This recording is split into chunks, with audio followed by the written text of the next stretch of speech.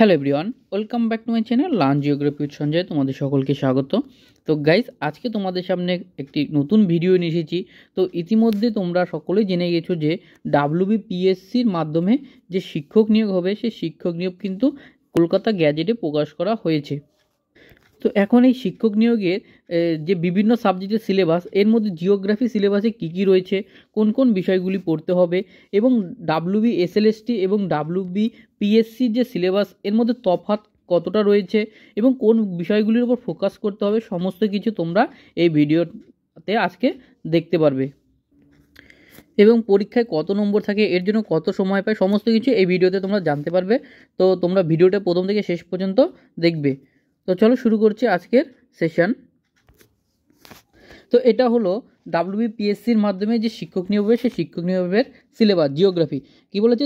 Syllabus for geography for the recruitment to the post of assistant master and mistress in government school in West Bengal subordinate education service. তো এখানে যে total full marks হয় যে সাবজেক্টে, সেটা total full marks হয় 100 নম্বর এবং এর জন্য 3 ঘন্টা সময় দেওয়া হয়। তো এখানে যে জিওগ্রাফি সিলেবাস, সেটা টোটাল দুটো সেকশনে রয়েছে। তো প্রথম সেকশনের মধ্যে তোমরা যেটা দেখতে পাচ্ছ সেটা হচ্ছে ফিজিক্যাল জিওগ্রাফি, অর্থাৎ প্রাকৃতিক ভূগোল। এই ফিজিক্যাল জিওগ্রাফির মধ্যে তোমরা ক্লাইমেটোলজি কিন্তু দেখতে পারবে, ক্লাইমেটোলজি। তো এখানে দেখি সিলেবাসের মধ্যে কী কী রয়েছে সেটা আমরা একটু ভালো করে দেখে নিই। তো ফিজিক্যাল জিওগ্রাফির প্রথমে যেটা রয়েছে সেটা হচ্ছে origin of continent and ocean basins, continental drift theory, তারপরে plate tectonics, epeirogenic and orogenic movement, different kind of landforms and their origin, volcanoes রয়েছে, ভলক্যানিক ফিচার্স আছে এবং আর্থকুইক রয়েছে। তো এখানে যে বিভিন্ন যে মহাদেশ এবং মহাসাগরগুলো তৈরি হয়েছে সেগুলো সম্পর্কে তোমাকে পড়তে হবে। এর মধ্যে কন্টিনেন্টাল ডিপ থিওরি রয়েছে, যেখানে ওয়েগনারেরটা খুবই গুরুত্বপূর্ণ। প্লেট টেকটনিক থিওরি, এটাও খুব গুরুত্বপূর্ণ, যেগুলো তোমাকে পড়তেই হবে। এখান থেকে বারবার প্রশ্ন জিজ্ঞাসা করা হয়ে থাকে।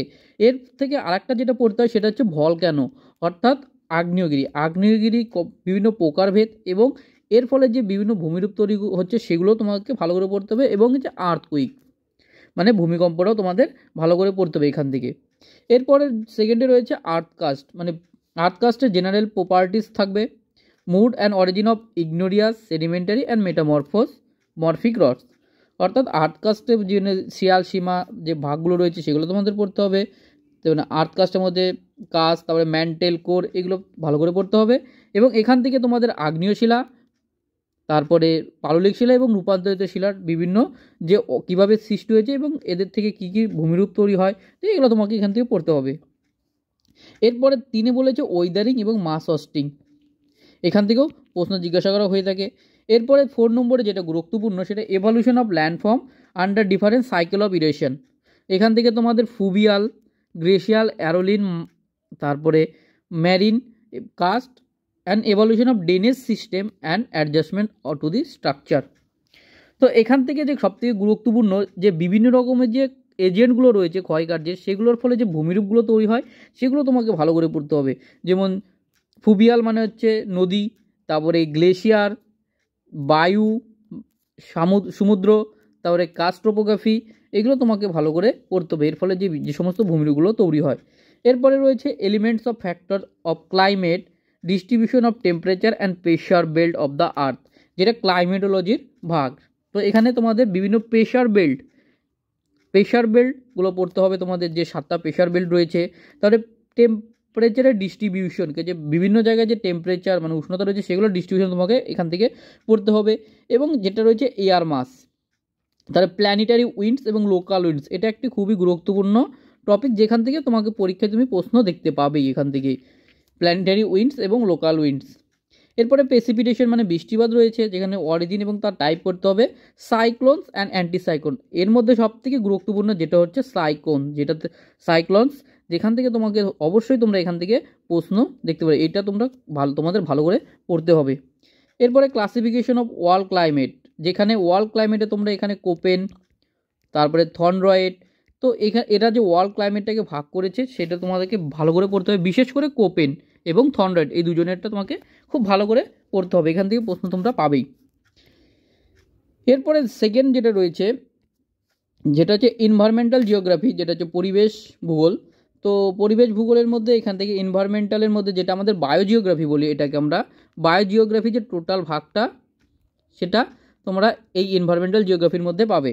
যেন কনসেপ্ট অফ এনভায়রনমেন্ট, তারপরে ইকোলজি, ইকোসিস্টেম, ম্যান এবং নেচার, ম্যান মেড ইকোসিস্টেম, তারপরে কনসেপ্ট অফ বায়োডাইভার্সিটি যেটা রয়েছে, এনভায়রনমেন্টাল যে পলিউশনগুলো রয়েছে সেগুলো তোমাকে পড়তে হবে, তারপরে ডিগ্রেডেশন, তারপরে green house effect, global warming, man এবং এনভায়রনমেন্টের সম্পর্ক, অর্থাৎ এখান থেকে তোমাদের বায়োজিওগ্রাফি তোমাদেরকে পড়তে হবে।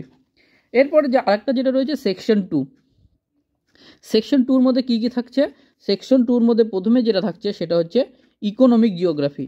তো ইকোনমিক জিওগ্রাফির মধ্যে কি বলেছে, geographical factor favour of the localisation of the following major economic activities. তো মেজর ইকোনমিক অ্যাক্টিভিটিসের মধ্যে তোমাদের যেটা পড়তে হচ্ছে লাম্বারিং, তারপরে সবথেকে গুরুত্বপূর্ণ হচ্ছে এগ্রিকালচার। এই এগ্রিকালচার তোমাদের খুব ভালো করে পড়তে হবে।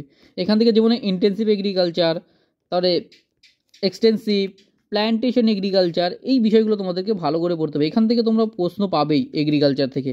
তারপরে থাকবে ফিশিং, তাহলে mining is the very important part. এখান থেকে তোমরা সবথেকে কোশ্চেন জিজ্ঞাসা করা হয়ে থাকে, যেমন কোল, পেট্রোলিয়াম, আয়রন ওর। এখানে তোমাদের মাইনিংয়ের 3টা দিয়েছে, তাদেরকে যে ডিস্ট্রিবিউশন অ্যান্ড ইউটিলাইজেশন, মানে এদের কোথায় বিস্তার, ডিস্ট্রিবিউশন বলতে বিস্তার বোঝানো হয়েছে, এবং তাদের যে ব্যবহারটা, ইউটিলাইজেশন তাদের যে ব্যবহার, সেগুলো তোমাকে পড়তে হবে। বিশেষ করে কোল, মাইন এবং আয়রন, এদের যে ডিস্ট্রিবিউশনগুলো রয়েছে বিভিন্ন রাজ্যে এবং দেশেরও ক্ষেত্রেও, তো সেগুলো তোমাদেরকে ভালো করে পড়তে হবে। এরপরে পাওয়ার রিসোর্সের মধ্যে তোমাদের যে কনভেনশনাল এবং নন কনভেনশনালটা পড়তে হবে। তাহলে ম্যানুফ্যাকচারিং মধ্যে খুবই গুরুত্বপূর্ণ, যেটা আয়রন অ্যান্ড স্টিল, তাহলে অ্যালুমিনিয়াম, কটন টেক্সটাইল এবং জুট ইন্ডাস্ট্রিজ। তো এদের ম্যানুফ্যাকচারিংগুলো তোমাকে পড়তে হবে। এটা ইকোনমিক জিওগ্রাফির মধ্যে গেল। এরপরে যেটা রয়েছে হিউম্যান জিওগ্রাফির মধ্যে যেটা পড়তে হবে, তো হিউম্যান জিওগ্রাফির মধ্যে তোমাকে বিভিন্ন রকমের যে ক্লাইমেটের যে রোলস রয়েছে, বিভিন্ন ক্যারেক্টারিস্টিক্স, যেখানে natural region of the earth, তাহলে drainage and relief of localizing human activities with particular preference of food gathering, pastoralism and subsistence agriculture। এটা হচ্ছে হিউম্যান জিওগ্রাফির মধ্যে রয়েছে। এবং সবথেকে যেটা হচ্ছে সেটেলমেন্ট জিওগ্রাফির মধ্যে এখানে রুরাল এবং আরবানের যে সেটেলমেন্ট জিওগ্রাফির যে প্যাটার্নগুলো রয়েছে সেগুলোকে পড়তে হবে। তারপরে hierarchy is the very important একটি টপিক, সেটা হচ্ছে হায়ারকি অফ আরবান সেটেলমেন্ট। তো তোমাদের হায়ারকি মানে সেটেলমেন্ট যে ক্রমে যে ধাপগুলো রয়েছে সেগুলো তোমাদের ভালো করে পড়তে হবে। তাহলে growth and distribution of world population, এখানে ওয়ার্ল্ড পপুলেশনের কথা বলেছে, মানে পৃথিবীর যে জনসংখ্যা রয়েছে তাদের যে গ্রোথ কেমন হচ্ছে এবং তাদের ডিস্ট্রিবিউশনটা কোথায় কোথায় বেশি রয়েছে। তো এখান থেকে ওয়ার্ল্ড জিওগ্রাফি তোমাদের পড়তে হবে। এরপরে ইতে যেটা রয়েছে সেটা যে জিওগ্রাফি অফ ইন্ডিয়া, এটা সব থেকে বড় চ্যাপ্টার, জিওগ্রাফি অফ ইন্ডিয়া, যেখানে তোমরা ফিজিক্যাল জিওগ্রাফিও পাবে, তারপরে হিউম্যান জিওগ্রাফিও পাবে, ইকোনমিক জিওগ্রাফিও পাবে, তারপরে সেটেলমেন্ট জিওগ্রাফি পাবে, সব রকমের জিওগ্রাফি পাবে যে জিওগ্রাফি অফ ইন্ডিয়া। তো এখান থেকে তোমাদের যেগুলো রয়েছে সিলেবাসে সেটা হচ্ছে structure, relief, drainage, climate, soil, natural vegetation. এখান থেকে কি কি রয়েছে, তোমাদের রিলিফ রয়েছে। রিলিফ বলতে এখানে যে ভূমিরূপটা কেমন, যেখানে তোমরা হিমালয়ের যে বিভিন্ন ভাগগুলো রয়েছে, তারপরে পূর্বঘাট, পশ্চিমঘাট, সেই সমস্ত হিমালয়ের যে ভাগগুলো সেগুলো পড়তে হবে। তারপরে এখানে ড্রেনেজ বলতে বিভিন্ন নদ নদীগুলো যেগুলো রয়েছে ভারতের, সেগুলো তোমাদের পড়তে হবে। এবং ক্লাইমেট মানে জলবায়ু। তারপরে সয়েল যেটা রয়েছে, সয়েল এবং ন্যাচারাল ভেজিটেশন। এরপরে যেটা রয়েছে সেটা irrigation and river valley project, agriculture and green revolution. তো গ্রিন রেভুলেশন একটি গুরুত্বপূর্ণ টপিক, যেখান থেকে প্রশ্ন জিজ্ঞাসা করা থাকে। তারপরে যেটা রয়েছে রিভার ভ্যালি প্রজেক্ট, যেটা রয়েছে বিশেষ করে যে মাল্টি রিভার ভ্যালি প্রজেক্টগুলো, সেগুলো তোমাদেরকে ভালো করে পড়তে হবে, যেমন ডিভিসি, তারপরে ভাকরানাঙ্গাল প্রজেক্ট। তো এই প্রজেক্টগুলো তোমাদেরকে ভালো করে পড়তে হবে। এরপরে মিনারেল রিসোর্স, যেটা তোমরা এর আগেও দেখলে, মিনারেল এবং ইন্ডাস্ট্রিয়াল রিজিয়ন। মিনারেল রিসোর্সের মধ্যে বিভিন্ন রকমের যে মিনারেলসগুলো পাওয়া যায় সেগুলো তাদের অবস্থান কোথায় এবং কোন রাজ্য উৎপাদনের প্রথম তার ডিস্ট্রিবিউশনগুলো তোমাদের পড়তে হবে এখান থেকে। এরপরে যেটা রয়েছে পপুলেশন, যেটা পপুলেশন জিওগ্রাফি বা হিউম্যান জিওগ্রাফির মধ্যে ছিল, সেখানে তোমাদের কিছু গ্রোথ অ্যান্ড ডিস্ট্রিবিউশন রয়েছে পপুলেশনের। তারপরে এক্সেক্স কম্পোজিশন রয়েছে, তারপরে মাইগ্রেশন একটি খুবই গুরুত্বপূর্ণ টপিক, যেটা তুমি অ্যাভয়েড করতে পারবে না, এখান থেকে একটা কোশ্চেন জিজ্ঞাসা করা হয়েই থাকে। এরপরে আরবানাইজেশন এবং রিজিওনাল ডিসপারিটিস, এবং আরবানাইজেশন কিভাবে হচ্ছে এবং যে আঞ্চলিক যে বৈষম্য রয়েছে সেইগুলো সম্পর্কে তোমাকে পড়তে হবে। তো এই হলো হচ্ছে ডাব্লিউবিপিএসসির যে ভূগোলের সিলেবাস সেটা। তো এই যে ভূগোলের সিলেবাসটা রয়েছে ডাব্লিউবিপিএসসি, এখানে কিন্তু কোনো রকম প্র্যাকটিক্যাল জিওগ্রাফি কিন্তু নেই, নেই। তাহলে ওশানোগ্রাফিও কিন্তু এখানে নেই এই সিলেবাসে, ওশানোগ্রাফি নেই। তারপরে জিওগ্রাফিক্যাল যে থট রয়েছে সেটাও কিন্তু এই ডাব্লিউবিপিএসসি সিলেবাসে কিন্তু নেই। এই সিলেবাসটা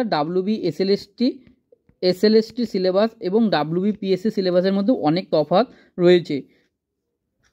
তবে এটা ডাব্লিউবিপিএসসির এটা আগের সিলেবাস, যেখানে 2014 সালে সম্ভবত রিক্রুটমেন্টটা হয়েছিল, তো সেই অনুযায়ী এটা সিলেবাস ছিল। এখন যদি 2024-এ হয়তো সম্ভবত এই সিলেবাসের মধ্যে কিছুটা মডিফাই হতে পারে। তো তোমাদের জিওগ্রাফি মোটামুটি টোটালি তোমাদেরকে পড়তে হবে, বলা যাবে না কোথা থেকে কোথায় কোশ্চেন দেবে, তো তোমাদের জিওগ্রাফি টোটালটাই পড়তে হবে। তো প্র্যাকটিক্যাল জিওগ্রাফিটা এখানে নেই, তো প্র্যাকটিক্যালটা তোমরা এখানে না পড়লেও হবে। তো গাইস, এই ছিল আজকের ক্লাস, যেটা ভূগোলের যে বিভিন্ন রকমের সিলেবাস এবং কোন কোন বিষয়গুলি তোমাদের ভালো করে পড়তে হবে। তো এবং এখানে যে সিলেবাস রয়েছে সেই অনুযায়ী তোমরা তোমাদের প্রিপারেশনটা শুরু করে দাও। তো পরবর্তী সম্ভবত 1 সপ্তাহের মধ্যে তোমাদের ডিটেলস যে নোটিফিকেশন কবে থেকে ফর্ম ফিল আপ হবে, তা কবে কোন সাবজেক্টে কতগুলো ভ্যাকান্সি, সেই সমস্ত বিষয় সম্ভবত আগামী 7 দিনের মধ্যে প্রকাশিত হতে পারে। তোমাদেরকে এখানে একটা বলে রাখি, যারা জিওগ্রাফি সাবজেক্ট নিয়ে প্রিপারেশন নিচ্ছ তারা আমার এই চ্যানেলে বিভিন্ন রকমের জিওগ্রাফি কিন্তু অনেক ক্লাস করানো হয়েছে, তোমরা চাইলে সেই ক্লাসগুলো দেখতে পারো।